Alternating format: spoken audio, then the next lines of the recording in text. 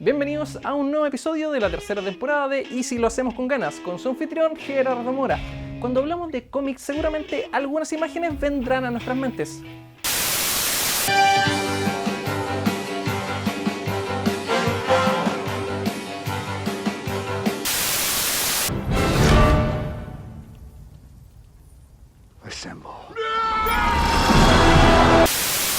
Kal-El, último hijo de Krypton. Recuerda quién eres. Pero no solo de obras de fantasía y cine hollywoodense de superhéroes vive el hombre, y es que a veces la realidad te estalla en la cara, y hay obras que sí te narran la historia y la realidad de Chile, de Latinoamérica e incluso de nuestra región, la Araucanía. Y para hablar sobre ello tenemos el día de hoy a un ilustrador y dibujante de humor gráfico y de paso un crítico de la sociedad. Estamos hablando del señor Pedro Melinao.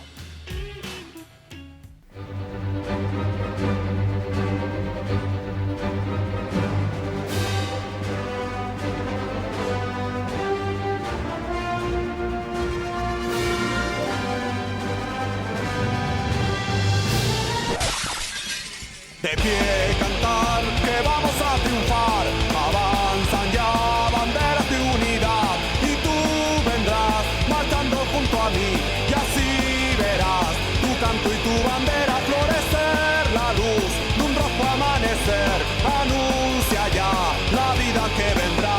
De pie luchar, el pueblo va a triunfar. Será mejor la vida que vendrá a conquistar nuestra felicidad. Y en un clamor, mil voces de combate se alzarán, dirán, canción de libertad, con decisión la patria vencerá. Bueno, ahí estamos viendo algo del trabajo del maestro el día de hoy. Bienvenidos a un nuevo episodio de Y si lo hacemos con ganas. Maestro, estamos viendo algo de su trabajo aquí bastante rupturista, bastante sacado del foco general de hoy en día, que está casi todo tirado a superhéroes en lo que se refiere a cómic a nivel mundial, yo diría. Con todo este boom de las películas de Marvel, DC y todo ese universo cinéfilo. Pero a mí me salta la duda, usted maestro de profesión es arquitecto. Exacto. ¿Cómo damos este giro de 180 grados o de 90 grados a una vertiente mucho más artística, más alejada de lo que tal vez yo pensaría como se vislumbra un arquitecto en general? No, realmente me imagino a alguien como pensando como en sus planos, con su casquito amarillo, no sé, es como la visión que generalmente tenemos de la ingeniería y la gente de este mundo. ¿Cómo llegamos a este mundo? Bueno, yo estudié arquitectura, soy arquitecto de profesión, me demoré harto en titularme, me dediqué tal vez un poco a esto, la anarquía que tuve en mi trabajo o lo asistémico traspasa mi vida, entonces yo me demoré bastante en sacar la carrera, pero en general la carrera de arquitectura es una carrera que es muy bonita de estudiar porque te enseña a pensar.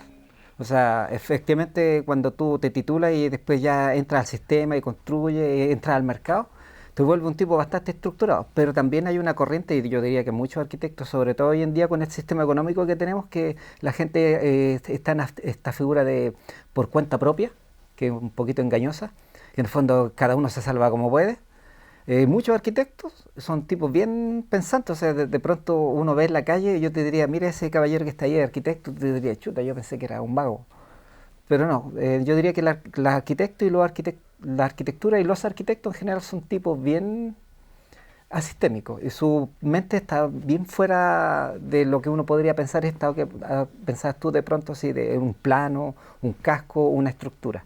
En general los arquitectos están bien alejados de eso, por lo menos donde el mundo que yo me desenvuelvo y también lo que veo en la realidad. Ya. Bueno, y ya que estamos hablando de estructuras, consulta, antiguamente, ni tan antiguamente, década del 50, 60 y 70, todavía se ocupaba más que nada papel y lápiz, lo que era el tema de ilustración.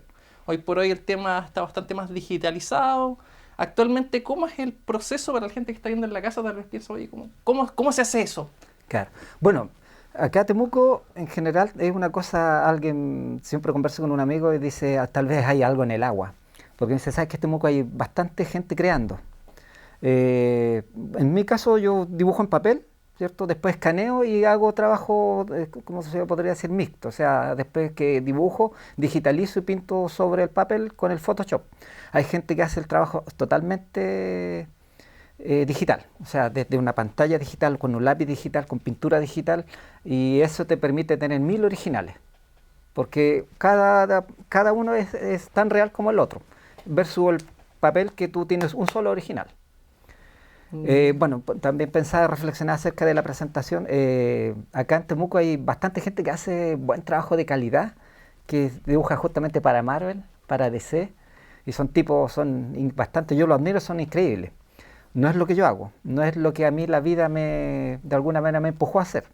Yo un poco lo que tuve es un poco contestatario por el tema de, yo sentí como una responsabilidad de hacerlo.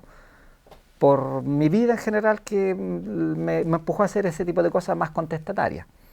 Pero yo en general también admiro y valoro ese trabajo. Me cansa si de repente un poco repetitivo esto de las reglas del mercado, donde tú sabes lo obvio que finalmente, cuando yo veo una película de superhéroes, más o menos yo sé lo que va a pasar al principio, al medio y al final. Es un poquito agotador. El pero camino del héroe y exacto. otras cosas más.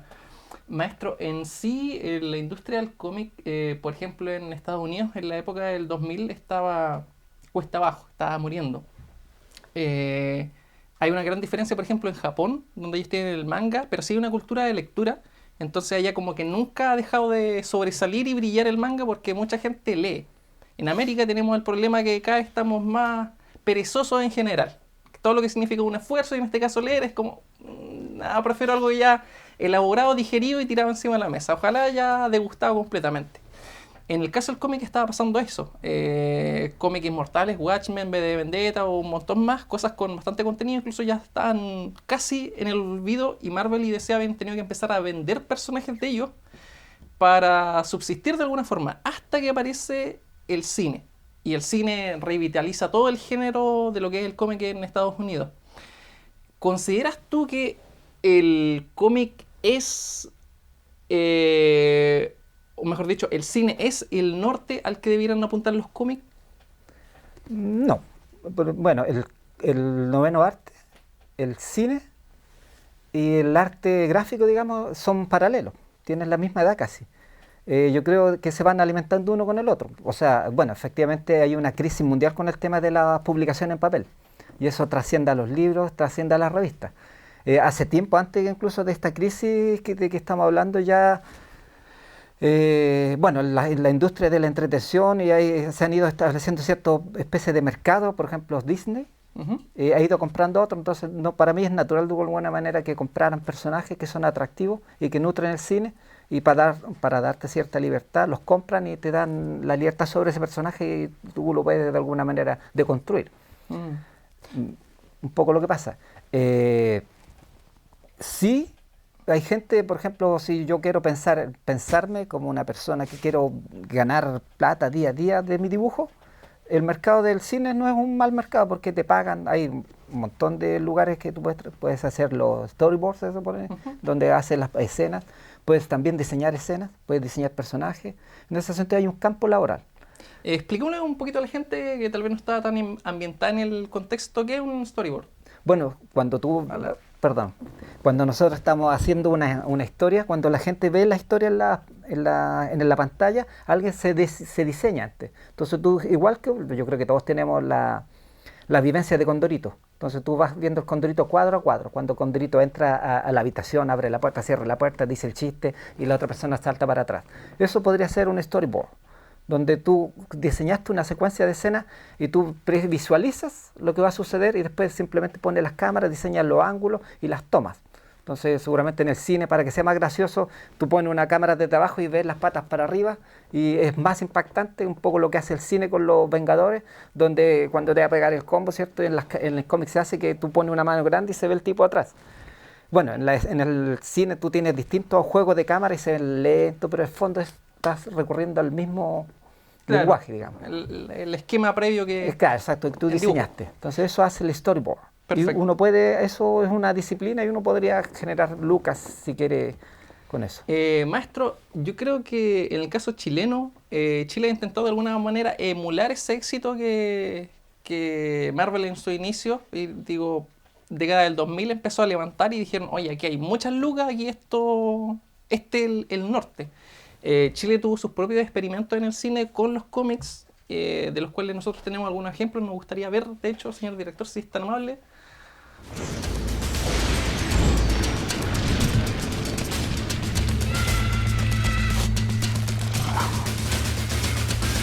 Te presento el Nautilus Interplanetario. Un niño muy curioso quería atrapar a un marciano.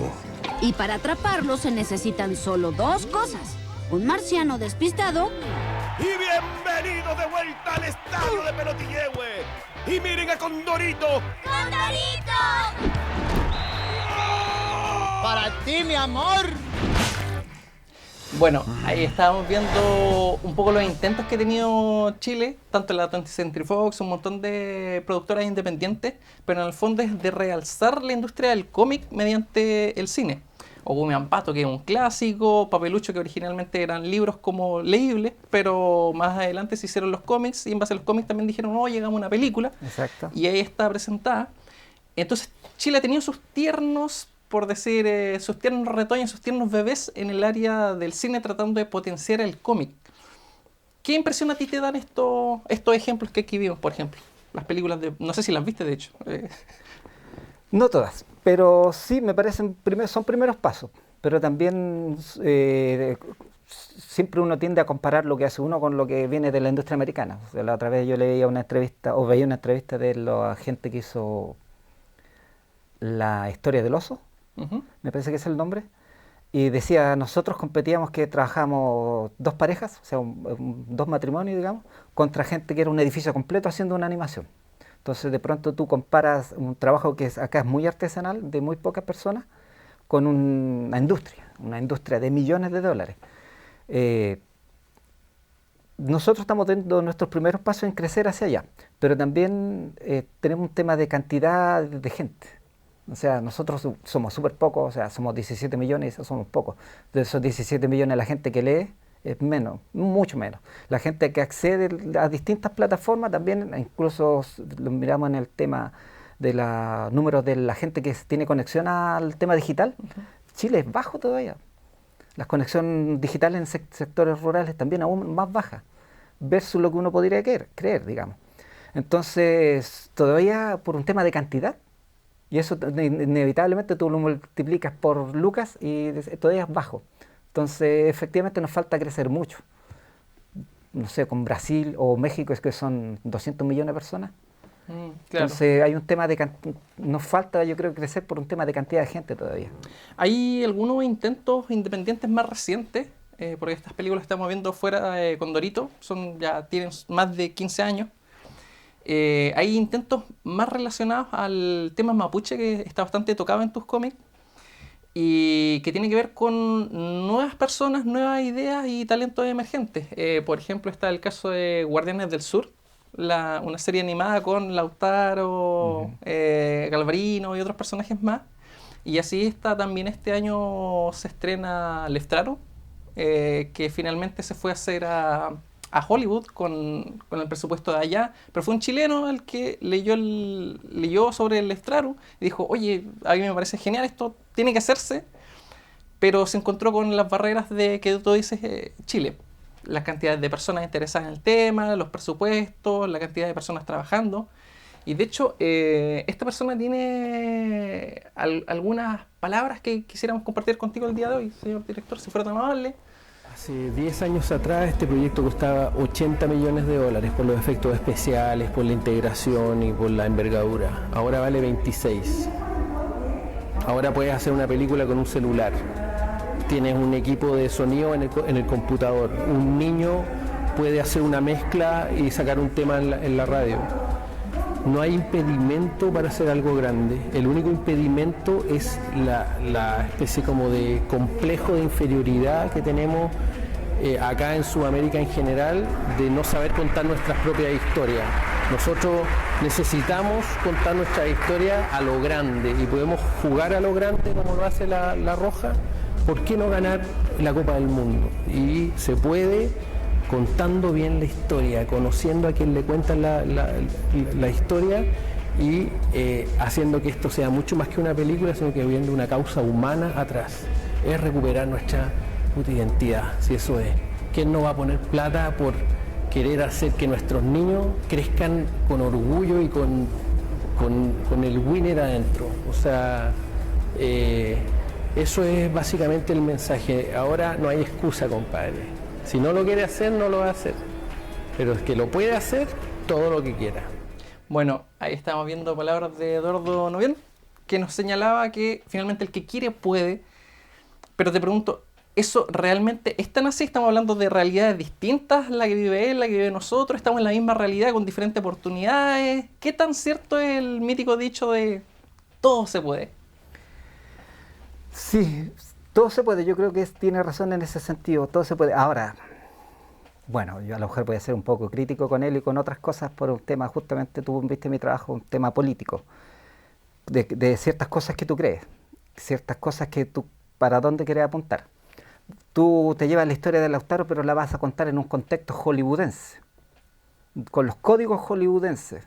De pronto esa historia no va a tener mucho que ver con nosotros los mapuches, sino que va a tener otros códigos, va a apelar a otro tipo de público, y un poco lo que pasa cuando mucha gente quiere hacer, dice, vamos a hacer superhéroes chilenos, y crea superhéroes usando los códigos americanos.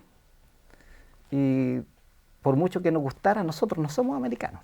Nosotros estamos de la línea de Ecuador para acá, donde cuando tú tiras la cadena al baño, la taza gira para el otro lado, y cuando estás en el otro lado del hemisferio, gira para el otro lado. Hay cosas que son totalmente distintas, y eso hay gente que sí, está desde aquí. Bueno, a mí me pasa con algunos, gente que va a vender proyectos a sectores rurales.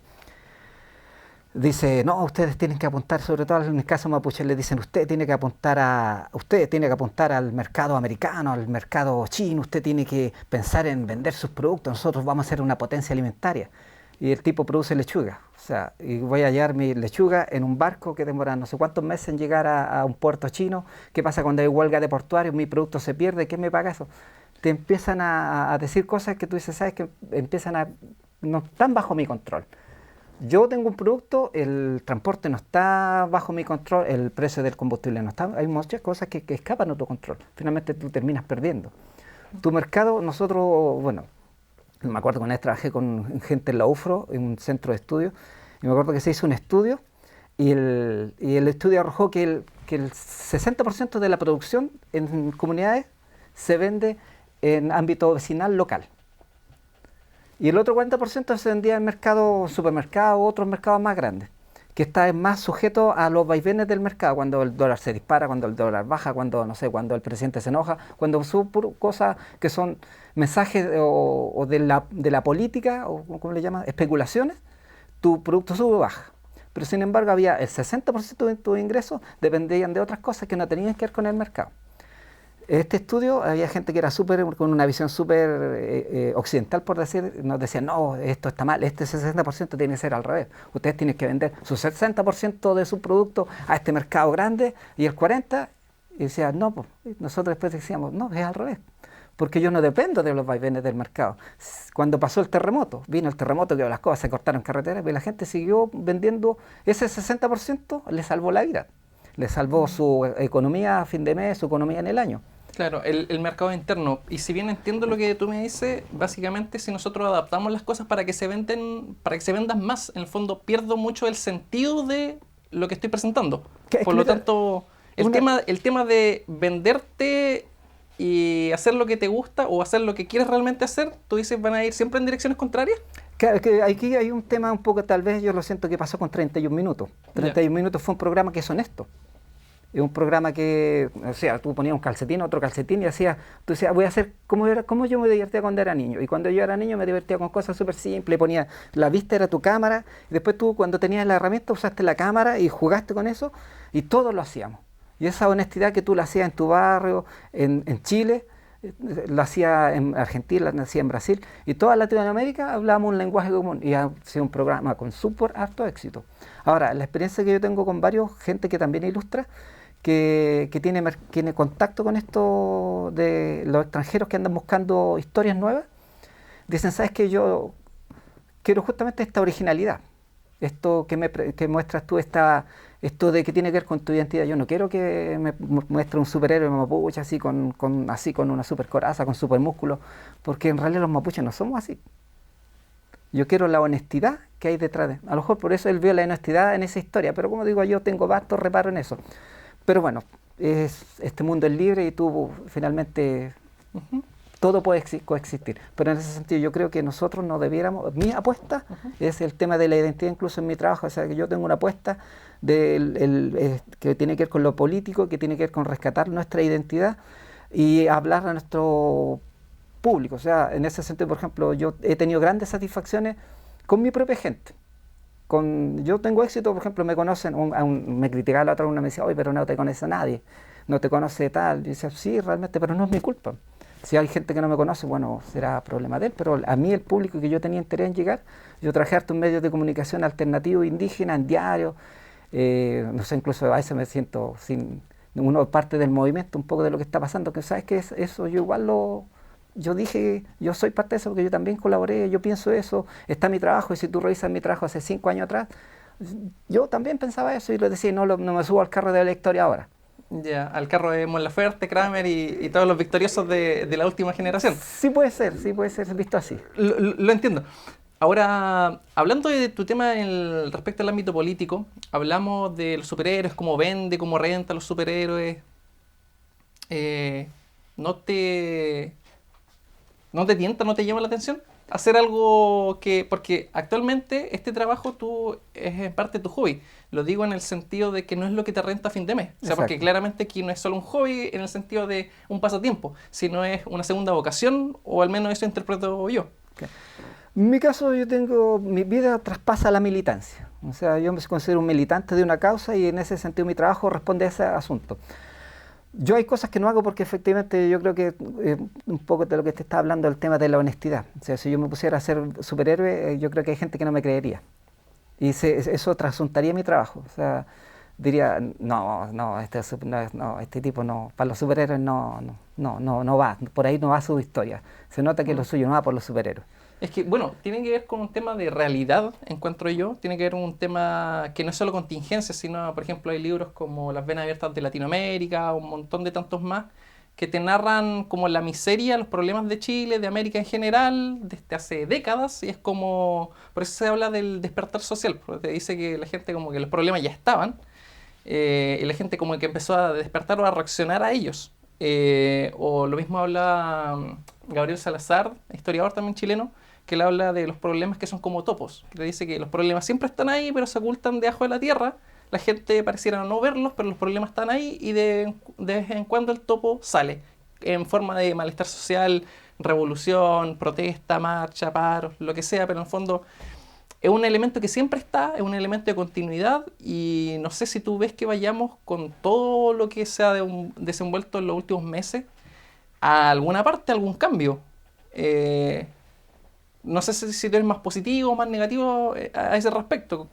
Yo soy positivo. Ahora, vuelvo a insistir en el punto que me considero un militante de la causa mapuche, y desde ese punto de vista y desde ese trabajo que yo tengo hacia atrás, me causa curiosidad cuando veo la contraparte chilena, en el sentido de, digo, despertaron.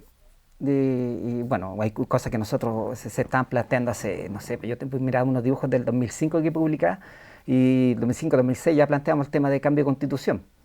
Entonces dice, y ahora, bueno, yo a veces, contrario, no soy, quiero ser, el mapuche porfiado, nos lleva a la contra. Bueno, sí, pero en el fondo yo encuentro que efectivamente en realidad Chile no despertó. Yo encuentro que Chile dejó de soñar. Y en realidad lo que tendría que, más que despertar, volver a soñar. Porque hay un montón de cosas que se soñaban, que ahora dice, Chile despertó, quiere tal cosa, Chile despertó, quiere tal cosa. Todo esto eran sueños dormidos. O sueños, como no sé, como el sueño, digamos, el anhelo, el deseo. La alegría que ya venía. La alegría que ya venía, bueno, esa parodia, claro. Nosotros, los mapuches, siempre hemos planteado, ¿sabes qué? Queremos un país donde caigamos todos, donde yo, que soy más moreno, tenga el mismo valor que una persona y que incluso hace 50 años atrás, una época, yo siento que en la región se logró equilibrar ciertas cosas, el alemán con el mapuche, con el francés, con las etnias que llegaron a habitar esta región, se logró un equilibrio. Bueno, todos sabemos que eso se rompió al principio de los 70, ¿y cómo se rompió? y en qué desembocó en lo que estamos ahora. Pero yo siento que hay desde el punto de vista mapuche, como yo personalmente lo veo, justamente lo que se abandonaron fueron los sueños. Entonces cuando me hablan del despertar de Chile, yo me rasco la cabeza y digo, bueno, justamente lo que pasó es que la gente dejó de soñar. Se empezó a vivir su vida en cuota, a vivir el día a día, a dejar de soñar, a pensar que su hijo, en vez de, podía ser más que simplemente un empleado, y él esperaba que hubiera una fábrica para acogerlo, y ya la fábrica ya no existe. Entonces, ¿qué pasó con mi hijo, con el futuro de mi hijo? Tu hijo, yo esperaba que tú pensaras que tu hijo fuera algo mucho más que simplemente ser un empleado, con tener un sueldo fijo y tener una jubilación. Esa es la sociedad, un sueño de sociedad, y el que esperaba lo otro, a lo mejor no.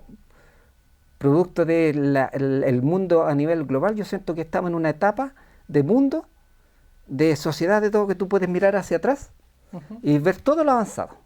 Incluso a nivel tecnológico, alguien está hablando y tú puedes revisar si lo que está diciendo es verídico o no es verídico, y puedes contrastar fuentes. Siempre yo hice clase, me acuerdo, siempre a mis alumnos les decía, tú no puedes decir yo no sabía. A mí no, a nadie me dijo, porque aquí yo busco en internet y aquí está. Pongo cómo, no sé, cómo hacer una cazuela, cómo hacer un pan, todo está en internet. Es distinto, entonces alguien no puede decir ahora, decir yo no sabía, yo no lo vi venir, por ejemplo. Voy a meterme un poquito en el tema del conflicto mapuche, o mal llamado, no sé si te apetece el término. No, me apetece, pero está instalado. Ya, porque tú, claro, mencionabas el tema de hay un cierto orden, claro, podríamos hablar de las colonias francesas, alemanas, italianas que han habido en el sur, que básicamente eran guetos, que no compartían con nadie, por lo mismo, de hecho, la idea de la colonización de extranjeros era básicamente blanquear la especie, se hablaba de eso, porque hay un racismo muy imperante en la época y era como, ya, traigan gente afuera porque queremos blanquear la raza. Ese era el lema de esa generación. Pero resulta que los colonos se colocaron en gueto y dijeron nosotros, yo con mis primos, y así hasta la UDI Popular de actual, al parecer mantuvo esa conducta. Podríamos hablar de un orden, pero como tú dices, bien dices, en la década del 70 se produce un gran tema de compra ilegítima a campesinos mapuches que básicamente no sabían leer y escribir, y esa es básicamente como la última vertiente del conflicto mapuche, donde mucha gente fue estafada. Y hay gente, cuando habla del conflicto mapuche, piensa que la gente está alegando no sé, porque los españoles les vinieron a quitar su territorio, o porque están hablando de problemas de hace 200 años, y no tiene que ver con un tema del todo. Yo diría que buena parte del conflicto mapuche actual tiene que ver con el tema de compras ilegítimas, territorios perdidos de mala forma, es decir, no sé, te cambio 50 hectáreas por dos sacos de papas. Es como, y hay gente que se le estafó así, como dices tú, en la década del 70. Quería meterme ahí para no dejar como el tema sin explicar encima de la mesa. Yo creo que ese es el meollo del conflicto indígena actual. Y sí, también hay un dejo de racismo que se mantiene hasta el día de hoy. Lo que tú decías de que yo quiero un país donde voy a estar de color o blanco, del color que sea, y tener los mismos derechos que todos. No estar como en esa lista de morenos, negros, cafés acá, blancos, rubios, ojos azules, de un colegio de copago acá, por ejemplo. Entonces, sí, tenemos esa problemática, y esa problemática está en tus cómics, y esa problemática también está tratada con humor, con parodia, con ironía en tus cómics. Volviendo al meollo también, sí, mezclando un poco el conflicto mapuche. ¿Tú por qué quisiste hacerlo? ¿Por qué quisiste tratar estos temas? Porque tú mencionaste que sentías como la obligación pero no nos explicaste por qué. ¿Por qué tú tratas estos temas y cuál es tu objetivo detrás de ellos? Claro, bueno, hay cosas que tienen que ver casi con el ADN de uno. No es, por ejemplo, yo nací en Santiago, si bien yo pertenezco a esos mapuches que vienen de la diáspora, o sea, desde Santiago retornan al territorio. Mi padre en algún minuto sintió la necesidad de volver a su tierra. Yo tenía 14 años, nací en Santiago, iba a hacer un flight más. Y mi padre decidió volver a Temuco, ¿cierto? Él era de Cholchol, vivimos, sobre todo, hay gente que no sabe, pero en Temuco en los años 90 creció terriblemente. Fue una explosión demográfica de infraestructura además, que es destacada incluso de Sudamérica, era destacada como un ejemplo. Bueno, en todo ese crecimiento llegó mucha gente, se habló de la diáspora mapuche, o sea, gente volviendo al territorio. Y también coincidió con el tema de los 500 años descubrimiento de encuentros de esculturas, donde ahí despertó todo el movimiento mapuche, o sea que ya venía, digamos, trabajando mucho, pero como que se abrió a los medios de comunicación. Bueno, obviamente la democracia ayudó harto. Y apareció en los medios de comunicación la bandera, las marchas, las primeras marchas eran mucha gente mayor. Yo crecí en ese contexto, siendo adolescente vi las marchas, vi los murales, participé, me gustó, me despertó algo en mí. Bueno, cuando yo era niño, como te comentaba, mi padre obrero pertenecía a un sindicato y también pertenecíamos a una cooperativa. Y la cooperativa construyó casas. Entonces teníamos un ambiente colectivo. De ese ambiente nos vinimos al sur y, bueno, acá son comunidades, pero en realidad son reducciones. Volvimos a la reducción. Y en la reducción también hay temas y dinámicas que tienen que ver con la reducción. Incluso con este tema de enfrentamiento a los medios, que decía, oh, los mapuches otra vez, los mapuches. Nosotros siempre me molesta mucho los medios de comunicación que decía, otra vez los mapuches, decía un periodista regional. Y yo decía, ¿por qué otra vez los mapuches si están... Criminalización obsesiva al final. Claro, o sea, decía, mira, otra vez están alegando. ¿Por qué otra vez? Pues si ya alegaron la semana pasada. Entonces tú decías, oye, bueno, todo eso a mí sentía una enorme... Decía, pero ¿por qué los medios nos tratan así? Entonces empecé a crecer en mí una necesidad de responder. Bueno, como te comentaba yo, soy de profesión arquitecto, también me tocó trabajar en comunidades, ir a ofrecer servicios, a trabajar, a hacer voluntariado. Y de pronto en comunidades surgen todos los temas. Entonces, en uno por ahí un chiste ahí que dice que llegó a la autoridad y pasó, es real porque me lo contó un Peñi. Me dijo que estaba la autoridad explicándole que este año no había subsidio de tierra. Que este año tenían que aguantarse, que no salieron favorecidos con el subsidio de tierra. Y que... Entonces se paró un Peñi de la reunión y dijo, oiga, pero ¿por qué nos dice que no salimos favorecidos? ¿Acaso usted cree que Cornelio Saavedra postuló a fondo de tierra cuando invadió la Araucanía? Él hizo alguna postulación cuando vino con el ejército, le dijo a todos los militares que están con él, dijo, chiquillos, ahí guarden los fusiles, nos tenemos que volver, postulemos el próximo año invadimos la Araucanía. Y todos se pusieron a reír. Entonces dije, es un buen chiste. Estaba contando una cosa súper dramática con un código de humor. Y eso, mi teoría personal, es que el mundo mapuche ha sobrevivido gracias al humor negro. Porque incluso en los apaleos más grandes, los peñis sacan sus chistes. Entonces tú estás ahí, todos los peños así, ahí reducidos, esposados, y uno le talla al otro y todos se ríen. Y ellos después se acuerdan hasta el día. Y me dicen, oye Peñi, ¿por qué no hace un chiste de esto? ¿Por qué tal cosa? Y yo digo, sí, tienes razón. Entonces todos esos códigos, bueno, como digo, yo pienso que el humor negro nos ha salvado, nos ha hecho vivir, nos ha hecho sobrevivir. Y yo lo traducía y también un poco explicando una cosa que conversamos con un amigo de medios de comunicación. Decía, ¿sabes qué? Yo puedo hacer un ladrillo teórico acerca del tema mapuche. Pero si lo digo con humor, es mucho más rápido y efectivo que leerte un texto grande. Entonces me dijo, ¿sabes que el humor es una excelente herramienta para explicar un tema? Y viralizar. Y claro, y después ahí apareció la viralización. Yo cuando partí con esto, quise partir con conceptos. Yo pensé el año 2000, dije, viene la internet. Así, y bueno, yo en esa época empecé a subir trabajo.